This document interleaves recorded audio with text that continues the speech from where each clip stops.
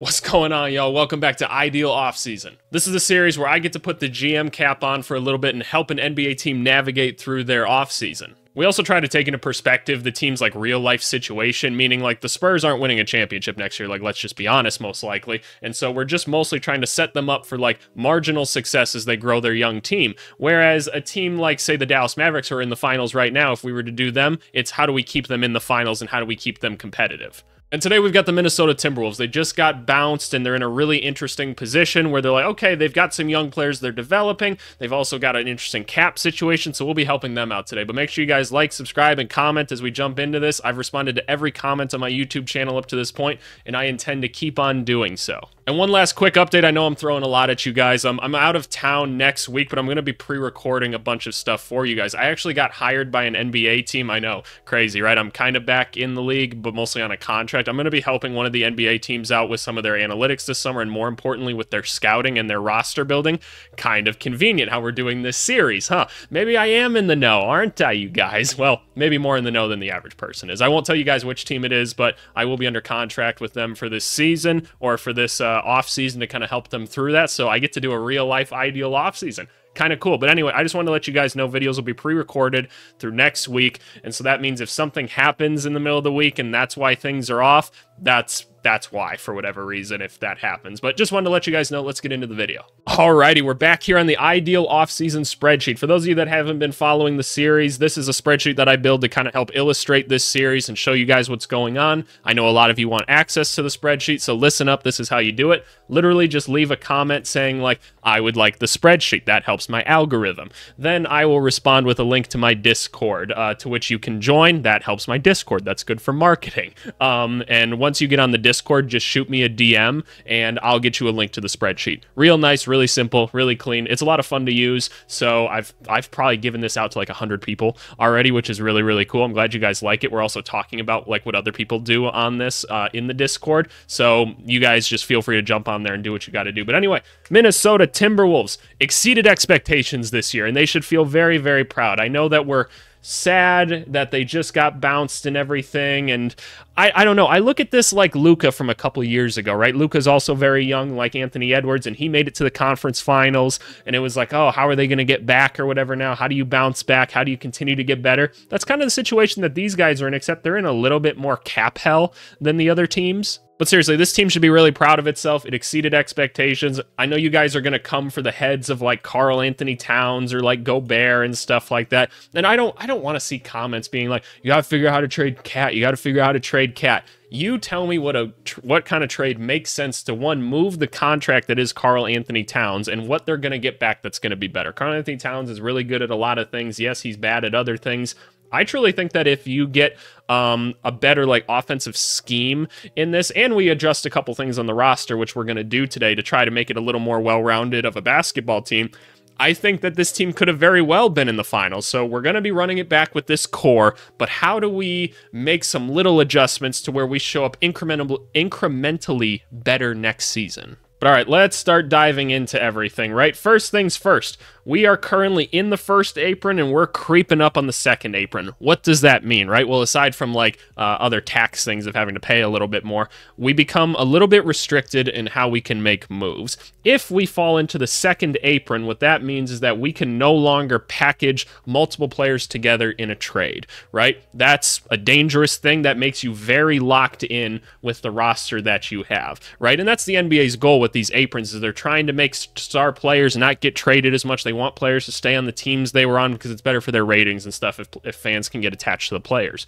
When we're in the first apron like this, and by the way, everything that happens in the first apron gets applied to the second apron, I'm sure you guys figured that out, but just in case you didn't, the first apron, it just means that we're restricted in how much contract we can take back. Basically, we can't package together somebody or two people and take back 110% of their combined contracts. That's the limit, I should say. So we couldn't package say Nas and Mike Conley. Let's say we put them together and it's 20-ish million or something. I know it's not, but let's just say it's 20-ish million. We wouldn't be able to take in more than $22 million in salary back. That just wouldn't be something we'd be able to do. We're restricted in that, and the NBA is actually restricting it even more to where you can't take back anything more than 100% of it. So you have to make it match. watch. But right now, we're just in the first apron, which means I can package people and I can take back close to the right salary amount and everything. So we're going to try to exploit that now, because once we draft people, we're going to enter the second apron, and this is going to become an expensive basketball team. So we got to make some moves before the draft so that we don't get hit with these second apron rules. Looking at our draft situation, we've got the 27th pick, which we can, in this draft, like, we can find something interesting here. Like, I don't know what it's going to be, but we can find somebody interesting to develop. A team that's expensive like this, you want these late first round picks. They're really valuable because it's a cheap player to add to your roster. You get them for 4 seasons, which is really good, and you get their rights afterwards to extend them. So you get a guy on the team hopefully for cheap for a little while, right? And you also just get a young player to develop, which is really exciting. We also have the 37th pick, which isn't a bad second round pick, so we can add another cheap player there and another young guy to develop.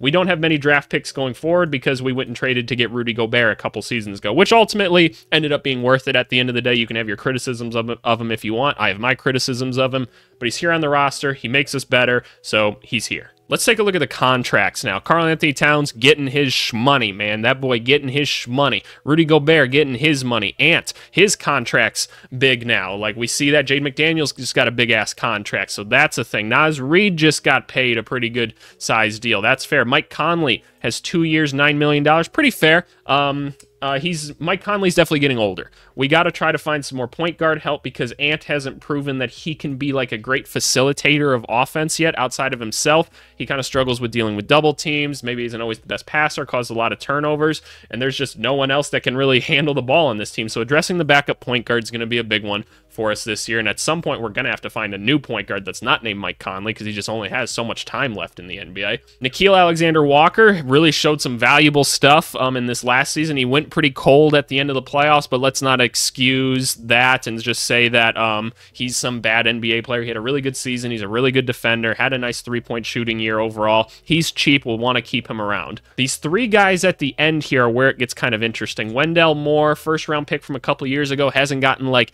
any burn like whatsoever. We just haven't seen much at all of him. He has a team option right here. I'm not saying if we're going to accept it or decline it just yet. I'm going to try to package him with this guy, Josh Minott here, who, if you guys don't know, Josh Minott was a second-round pick. I believe, was he the same class as Wendell?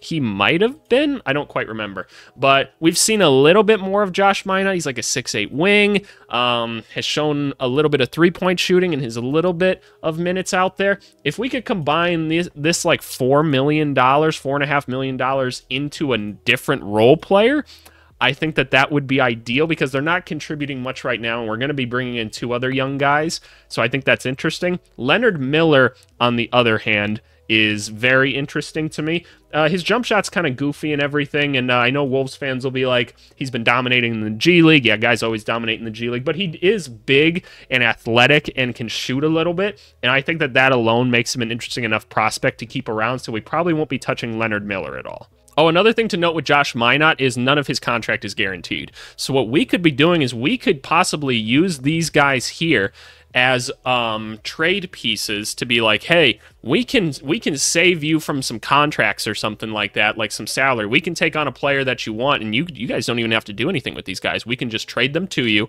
You could get rid of both of them if you want to, or maybe you want to develop one of them. Like, that's completely up to you guys. But we can then take back maybe even some, like a pick or something too. Like, we can be like, hey, we're taking on some salary for you. And I just think that there's a move to be made there. But we also have to remember we have 5 roster spots to fill without that. 2 of them we're going to spend in the draft. And if we trade these 2 and bring back like 1 player, that means we'll have 6 spots to fill. So 4 people in free agency. Could get kind of spendy kind of quick. So we'll have to kind of evaluate that as we go. But alrighty, y'all, without further ado, let's start making some moves. The first thing I want to explore is what teams could possibly want a little bit of cap relief, right? Like, what teams are out there that we could trade these 2 guys to, that we could also get a player of like equal salary value back, because we are restricted, right? We're in the first apron. There's only so much that we can actually take back. So how can we make all of that connect? So just for reference, we've got $4.5 million in essence to work with. So what I want to do is I'm just going and looking at all the player contracts for next year, and we're going to go all the way down to like $4.5 million around this point and just see if there's a player down here that we think could be interesting that we could go after and get that could help this team. Oh, I see something that makes so much sense right here. Bones Hyland. Okay, for those of you that don't know about Bones Hyland, very dynamic scorer in this league. Maybe not the best defender in the world, but plays the point guard, was really, really good in his first like season and a half or two with Denver. Was putting up some pretty gnarly points, even though he wasn't drafted all that high. And then he got traded to the Clippers, and he just didn't really get any burn because there was a lot of guys in front of him. And he was saying, he's like, yeah, I feel like I could be out there, I could be helping. I believe Bones Hyland completely. And we wouldn't be getting a great defender necessarily in him, but we'd be getting another scorer that we need, another ball handler that we need. This team has needed some bench scoring, right? That's certainly something that we saw. We've got Naz Reid, and that's awesome. If we could add another dynamic scorer onto this team that's already pretty locked down defensively everywhere else, I would really, really, really like that. Alrighty, to help us execute this trade, we're back here on Fanspo. Fanspo, for those of you that don't know, is this really cool website where it's got all these really detailed tools for us to use to help us keep this series as realistic as possible. By the way, why would the Clippers be interested in trading Bones Hyland? They've got to clear as much cap space as like possible right now, as they're trying to like bring back their stars and everything, and they want to make sure that they've got some flexibility to make some moves. Bones Hyland wasn't a guy they were particularly interested in. They're going to have to extend him at some point anyway, and they probably can't afford to. This way, they can just clear the cap space right now and play a little, play some games in the offseason, if you will. And so they're a second apron team right now, which means that they can't combine contracts, but they can take multiple contracts back in a trade. The second apron only works one way as far as like it's being explained here and everything that I'm reading. So they just couldn't package two people together and send them to us for one player. This says that we're in the second apron right now, and that's because we have cap holds on right now. So you guys just have to know that those cap holds would be like released. Like Monte Morris is on like an $18 million cap hold right now, and I don't plan on bringing Monte Morris back, so we would release his cap hold, and we would just kind of move on from there. But let's try to execute this trade now. So Wendell Moore and Josh Minot are on their way out. Where is the boy Bones at? There is Bones. So this trade should just like work in general, right? Yeah, because there's only a $300,000 difference. That's perfect, right? We fit all the apron rules and everything. This makes some sense. What else do the Clippers have to give us though? Because we are helping them out in this situation and possibly giving them two guys that, like, they might keep both of these guys in full transparency to be like, hey, this is an easy way for us to fill out the back half of our roster with a wing and a guard or something like that, that are younger guys that we can try to use just to fill out the back half of things. We could take like a 20-30 second round pick from them. They also have the 46th pick in this draft. Is that something that we'd be interested in? Possibly. I bet you they're not too interested in it if they're taking on Wendell Moore and Minot already, because that's kind of satisfying the exact same purpose. So maybe we convince them to give us the 46th pick as well, because we might be able to use that for something. They can also make the argument that Bones is just a much better player than both of these, so I'm going to say that that doesn't need to happen, and I'm going to say that we can just execute on this trade right now, and we're going to bring in Bones Hyland to bring us a little bit more scoring, another ball handler onto this team, and just add a new level of dynamicness to this. And who knows, like, Bones is young, too. That's the nice thing about Bones, is how old is he now? He's 23 years old. We're going to need a Conley replacement at some point, and I'm not saying it's going to be Bones, but at least it gives us an option, right? So I'm excited about this. So Wendell Moore and Minot are gone. We now have Bones Hyland on the team. Wonderful, wonderful, wonderful. And that means that Wendell Moore comes off of here, Minot comes off of here, and we now have Busy Bones as the backup point guard. Okay, that's awesome, right? I'm really, really happy about that. We actually saved just like a little bit of money in that move, which is good. The Clippers can do whatever they want with those players now. Like, they can keep them if they want to and fill out the back half of their roster, or they can just get rid of them and be like, okay, now we just freed up like a good amount of cap space, and maybe that helps them stay out of the apron. But what we're going to do now is we're going to go into the draft. We've got two draft picks that we want to use. The late first round pick and the second round pick are going to be valuable for us to help us fill out the back half of this roster. And then we'll go into free agency and talk to the players that we have there, because there's going to be a couple that we probably want to bring back and some maybe not. And otherwise, because we're already in luxury tax space, we can't offer somebody a big contract. We can only offer guys with our bird rights some money, as well as minimum contract guys. And so we're going to have to try to find some minimum contract vets or something to kind of help us fill out the bench a little bit more. All right, so we're going to use Fanspo's, like a mock draft simulator. It uses all like the most like modern rankings of people and everything, and then combines it with like a bunch of different AI things that kind of help determine a sense of randomness to the draft. And the reason that we do it this way is to add a sense of realism to this series, because otherwise I'm just being like, I think that this guy's going to be available here or something like that. And that doesn't always make the most sense, right? And so we try to do this to add a sense of realism. But what are we looking for in this, by the way? We're watching all these guys go and everything. There's a bunch of interesting players going here. We're probably good at the guard spot for now. It'd be nice if we could find another wing or something on this team, because really, like, McDaniels was the only like length we could throw out there. So it'd be nice if we could find somebody else to do that. But I'll be curious to see who's available. Our pick is coming up right now. Alrighty, a couple interesting options here at the very least. I'm probably just not all that interested in any of the guards right now. We can find another guard in free agency or something like that, and we've got the first two settled. We want to try to use this first round pick as somebody that could potentially play now, which would be nice if possible. And I see two guys that are somewhat interesting in terms of prospects that could play now. But we also just want to make sure we're drafting guys that we could also develop down the line as well. And speaking of guys we can develop down the line, let's talk about Justin Edwards. So the story with Justin Edwards is he was one of the top players in his high school class, number one to be specific, actually. He was that dude, went to Kentucky, didn't have the best season, was not very good at creating his own shot, shows a lot of athletic capabilities and everything, and I don't know. There wasn't a ton else to see out of the kid this year, unfortunately.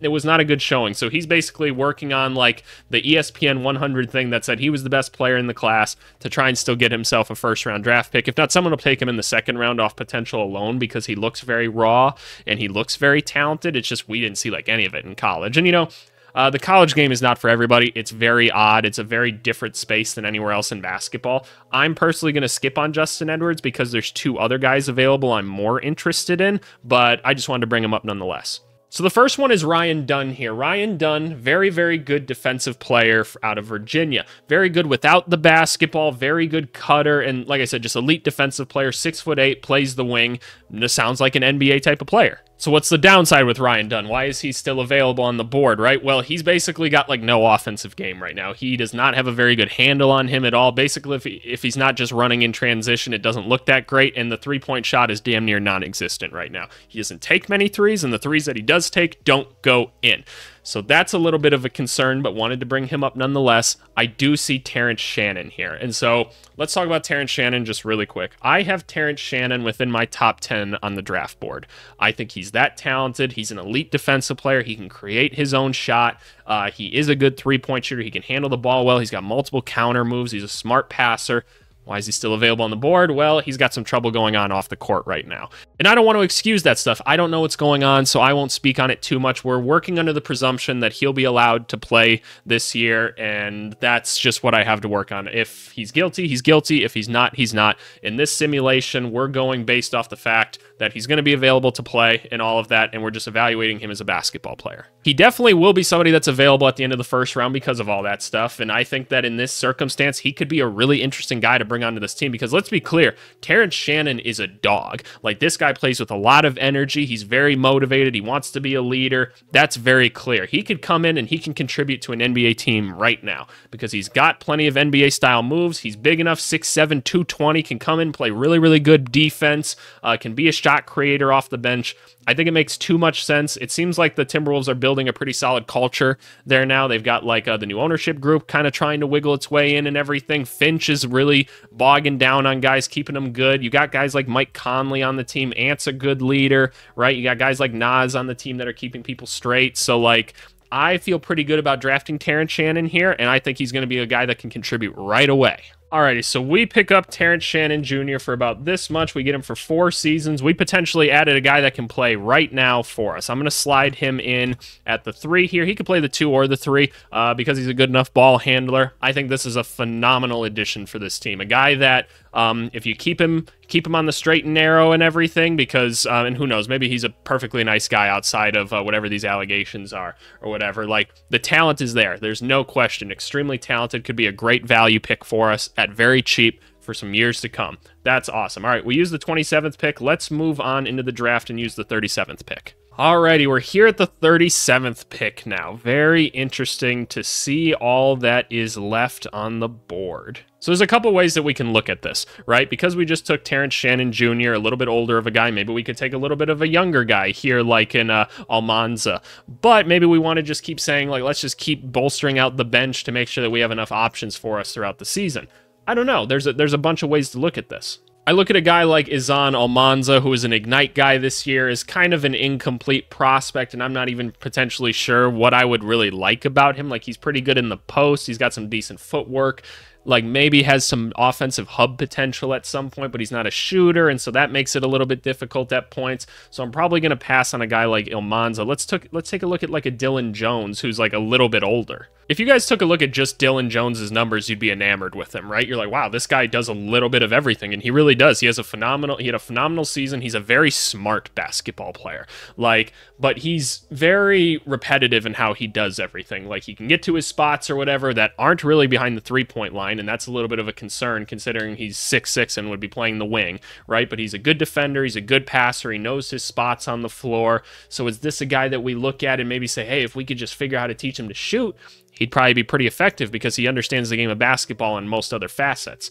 I don't really think that's completely necessary right now. I kind of want to keep looking around. Let's take a look at Pacome Dediet. I can't say French. Can somebody, you guys helped me out in the last video with pronouncing these things. Can you guys help me pronounce his name too? I've actually been watching a lot of film on this guy, Pacome, and a little bit younger of a guy coming in, which is interesting, right? Because we don't really have a lot of that on the team at the moment, so that could be valuable in itself. But what do we know about the guy? Elite shooter, can shoot from anywhere on the court, and he's 6'9", plays the two. He's kind of got some ball handling to him too, which is really interesting. So people see him as an upside pick, and there's not a ton of like upside draft value in this class, and so that's what interests me to begin with. Defensively, not that great right now, but he is young, he is pretty skinny, not the best at moving his feet yet, but I don't look at him as someone that like couldn't get that figured out. I think he just needs to grow up more than anything, like literally just get older, bigger, faster, stronger. But yeah, I see youth, I see shooting, I see good passer, I see good instincts. I'm like, okay, this is a potential dude. With like the 37th pick, I would feel really good about bringing this guy in as somebody that would eventually fit really well next to Ant as he develops a little bit more. So I want to take the guy Pacome here, and let's start to develop this kid. Alrighty, so we'll be getting Pacome for this much money. Again, this is why we wanted to keep the picks, so that we can get these cheaper guys to fill us out. And we're actually not even at the second apron yet, which is interesting. We would have some bird rights and stuff and some cap holds, so we would be definitely over at this point because there's definitely some guys that I'd like to look and bring back. So we're not going to be making any more trades where we're like bulking people together to make a deal, because that just wouldn't be realistic at this point. Like, we wouldn't renounce like all of our cap rights and bird rights and everything. But let's add Pacome right here as a reserve 2 for us to start to develop. But okay, 4 roster spots left. We're going into free agency now. Here's who are free agents for the Minnesota Timberwolves this year. Monte Morris, I already said, just not bringing him back. We released like his cap hold and everything. That's fine. Kyle Anderson, interesting guy. Definitely had some value for the team this year. Was a good leader, a very smart guy. What is he going to get on the open market is the question. Is somebody willing to pay for him because he's really smart, plays good defense, he's a good passer. He can't really do much else offensively because his shot is that bad. I have no idea what the going rate is going to be for Kyle Anderson. Like, I could see somebody throwing like $10 million at him plus, which would kind of probably be out of our price range in all honesty, and maybe we just have to let him go. But here's the thing, because of like the aprons and everything and how they're being introduced, teams are scared of these middle-level contracts because they don't want to build up and get too close to these, because they'd rather just have the star players and maintain the flexibility to go move the role players around afterwards if they need to. So I could see that being a reason that somebody doesn't give him a huge deal. But I don't know. I feel like somebody's going to give Kyle Anderson a contract, and I'm just going to say that we just don't really have the money right now to go and make that happen. And I think that that's unfortunate because he was a nice player for the team this year. But I think we're going to have to look elsewhere to probably fill out the back half of this roster. Looking at the rest of this list, like TJ Warren didn't really do much for the team. Jordan McLaughlin might be a guy that we let go depending on who else is available in the backup point guard market for us. AJ Lawson's not really someone we're all that interested in. Luka Garza, I would like to bring Luka Garza back just to have some more size on the team. There's not a ton of bigs out there, and he's already familiar with the system and the team. So I think we want to go after Luka Garza for sure, and maybe he'll be one of the last guys that we bring in just because we have like him as a restricted free agent. So I think what we have to do is to fill out these last 4 roster spots, and primarily 3 because we'll bring back Garza. We just got to take a look around and see if we can't find like another like defensive wing or something like that. Hopefully Terrence Shannon kind of replaces what Kyle Anderson was in a way, being a guy that can play some defense on the wings while also bringing a little bit more offense to the game. So let's take a look though, like who are going to be some of the older guys that are available at this point in the NBA, right? Those are the guys I kind of want to take a look at and be like, okay, who could we convince to come in and be a nice role player for us right away? So I'm just kind of going to scroll through here and see what we can't find. See, the good news for us is we were a team that was in contention last year, so we'll be able to convince like certain free agents to be like, hey, come play with us, like you have a chance to win a championship and everything. That does a lot for some of these older guys that are just looking for minimum contracts, right? Because they don't want to come to a team that isn't going to be competitive or anything like that. So again, just taking a look, I'm doing a quick skim through to kind of make our priority list. All right, so I'll tell you guys, I'm debating between 2 names for this first spot. I'm looking first at, where did they go? Gordon Hayward. And then after that, I'm looking at Kevin Love. And here's where I'm looking for these guys. I'm looking for like reserve forward minutes, a little bit of size, right? A little bit of shooting, a veteran presence on this team, right? Like I want to bring in another veteran to this team that can help be a leader. Kevin Love, I assume, opts out of his player options so that he can stay in contention. That's what I'm going with that. And Gordon Hayward just made the note that he's like, I want to go play for a team that's going to like actually let me play a little bit. Very possible with Gordon Hayward, he'll get the chance to battle it out with like a Terrence Shannon Jr. If we look at the stats for the two of them in the last year, Gordon Hayward was a very effective 3-point shooter. Kevin Love was like around 34-35%. Kevin Love also was a huge player in Minnesota for a long time, so the homecoming for him could be kind of interesting. If you look at like their defensive ratings, I compared those. Kevin Love had a really, really good defensive rating this last year, and that's fair. He's a smart defensive player. Gordon Hayward had it's a below average. I know you guys probably can't necessarily understand the defensive rating, most of you. It's not a great defensive rating at the end of the day. It's not bad. It's not good. It's a lower half is where I'd put it. But Gordon Hayward may lend you to play a little bit more switch defense or something like that, which could be valuable, because Kevin Love, you don't necessarily want to do that with.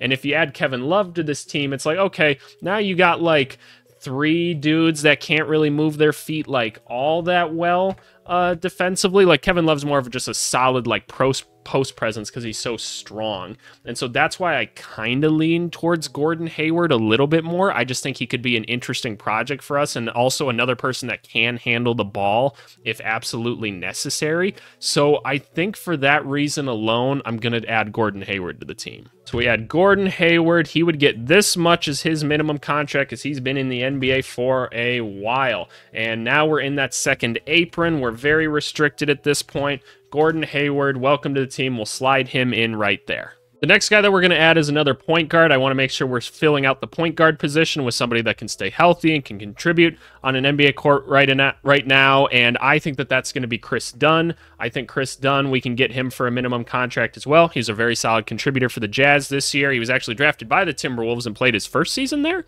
I believe, before being traded to the Bulls. I think it was just 1 season, but really good defensive player, just solid point guard in general for us to have on the team. Wouldn't necessarily get a ton of burn right away, and maybe that deters him, but I want to say that we're able to convince Chris Dunn to join this team and be like, hey, look, you can fight for backup point guard minutes. Like maybe Mike Conley's going to have to sit some games here and there. You can be on a winning basketball team, and I think that that's going to be valuable enough for him to want to stay. And if for whatever reason in real life, if he said like no to that, there are other options you could go. Like I thought about bringing Patrick Beverley back. I thought that could be kind of cool. I'd looked at like a Spencer Dinwiddie, but his defense and his shooting just wasn't good enough for me to maybe warrant it. So for that reason, I'm going to say we're bringing in Chris Dunn. We had Chris Dunn for this much money for 1 season. He slides in as the reserve point guard here. Maybe he even beats out Bones somehow. I don't think that'll probably be possible. We brought Bones in to be a contributor and a scorer for us. But all right, we've got that. We've got 2 roster spots left, and I know who I want for the last 2. The next guy I want to add to the team is Javonte Green. For those of you that have never watched Javonte Green play basketball before, please go watch like some highlights or something like that. Javonte Green's been on the Bulls the past couple seasons. Definitely my favorite player on the team, not even a question. The energy that he plays with, the defensive like prowess that he has out there, has become a much better shooter as well. Like Javonte Green will instantly become the fan favorite in Minnesota. He belongs on the team. I've always said we need to surround Ant with as many dogs as possible. Javonte Green fits that role, and I'm adding him to the team. Javonte Green comes in here, and Javonte Green may very well just work his way into the rotation. Like, he very well could. I'm going to slide him here for now, but he might just be someone that they fall in love with so much because he's such a good defender. He's a phenomenal athlete, like an 11 out of 10 athlete, and just plays so hard all the time that he might just work his way onto the court. And I promised you guys with this last one, I said we were going to bring back Luka Garza. I think we're going to give Garza like a 2-year like minimum contract, or not a minimum contract. Like, let's give him like a 2-year like $6 million is what I'm thinking. And here's why I'm thinking this. And let me just put Luka Garza in here now, because we have him as a restricted free agent, so we can match him for anything. But let's just say that we're getting him for 1, 2, 3, 1, 2, 3. We're giving him, I need one more 0 on that one. The reason I want to do this is because it does give us some flexibility. It gives us some sort of reward. This should be $3 million, excuse me. It's $3 million. My bad. You guys are probably panicking for a second. 2 years, $6 million in total, right? Gives him a pay raise, which is good because he's played pretty well. He's been a good sport from everything that I'm being told and everything. A good locker room guy for them. Nice, big, strong body in a market where there's not a ton of centers out there. So this is good. It brings us some depth. A guy that's been with the team for a little bit. We reward him for getting better each and every season. He does play well whenever he's in, but it also gives us the flexibility if needed. And both of these are guaranteed years, by the way. Gives us the ability to move him in a trade because we're a second apron team. We could go get someone for like $3 million with it. But this right here is your 2024-2025 Minnesota Timberwolves. Let's recap what we did. We traded 2 young guys that weren't really doing a bunch for us to add Bones Highland. Bones Highland is going to bring us some offense and a little bit of ball handling, maybe even develops into the point guard of the future.